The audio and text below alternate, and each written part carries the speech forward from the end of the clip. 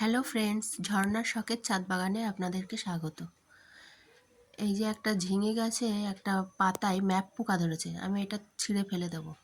এই যে ছোট ছোট গ্রো ব্যাগে আমি কিছু আদা বসিয়েছিলাম, আদা চারা বেরিয়েছে কিনা তাই দেখে নিলাম, কিন্তু কোনোটাই বেরোয়নি। একটাতে বেরিয়েছে, এই দেখুন ছোট্ট একটা বেরিয়েছে, আর কোনোটাই বেরোয়নি। তা আবার থাক, এখানেই রেখে দিচ্ছি, চারা বেরোলে আবার অন্য জায়গায় বসিয়ে দেবো। আর এখানে এই গ্রো ব্যাগটাই দেখুন, কিছু পুদিনা গাছ ছিল আমার এখানে, ভর্তি পুদিনা গাছ ছিল, গাছগুলো সব শুকিয়ে গেছে। তাই ভাবছি যে এখান থেকে গাছগুলো তুলে আবার নতুন করে বসিয়ে দেবো। এই গ্রো ব্যাগের থেকে পুদিনা গাছগুলো বেরিয়ে ওই দেখুন ওই সাইডে ছোট ছোট আবার ডোগা হয়েছে। তা ওখান থেকে আমি ডোগাগুলো নিয়ে এই গ্রো ব্যাগেই আবার বসিয়ে দেবো। এই গ্রো ব্যাগের মধ্যে একটু গোবর সার দিয়ে ভালো করে খুঁড়ে নিয়ে আমি ওই ডোগাগুলো বসাবো। এই গ্রো ব্যাগগুলো আমি নিজে হাতে বানিয়েছি। ওই 25 কিলো যে চালের বস্তা হয় না, ওই বস্তাগুলো কেটে আমার 3টে গ্রো ব্যাগ হয়েছে। দুটো এরকম সাইজের, এটা 8 ইঞ্চি মতো হবে, আর একটা ছোট্ট। তবে বাগান করতে গেলে সব সাইজের গ্রো ব্যাগই দরকার হয়। আবার আমি কিছু কিছু একটা বস্তা দিয়ে একটাই গ্রো ব্যাগ বানিয়েছি।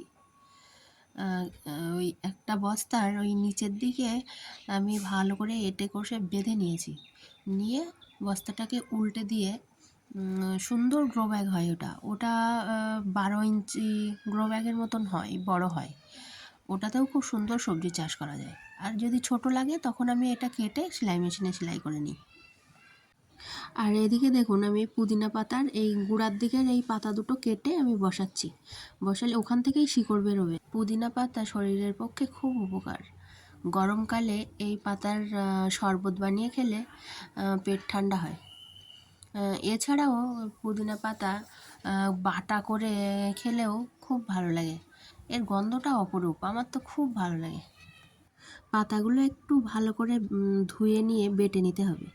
তারপরে কড়াইতে তেল দিয়ে একটু ঝাল ফোড়ন দিয়ে এই বাটাগুলো তুলে দিয়ে কিছুক্ষণ নাড়াচাড়া করে নামিয়ে নিলে রেডি হয়ে যাবে পুদিনা পাতা বাটা। কিচ্ছু দেওয়া লাগবে না, কোনো মশলা দেওয়া লাগবে না, খুব ভালো লাগে খেতে। আপনারাও বাটা করে একবার খেয়ে দেখবেন কেমন লাগে, আমাকে কমেন্ট করে জানাবেন। আপনাদের সঙ্গে কথা বলতে বলতে আমার এদিকে গাছগুলো সব পোঁতা হয়ে গেল।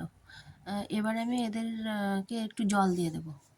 আমার এই ভিডিওটা যদি আপনাদের ভালো লাগে তাহলে লাইক, কমেন্ট, শেয়ার, সাবস্ক্রাইব করে আমার পাশে থাকবেন।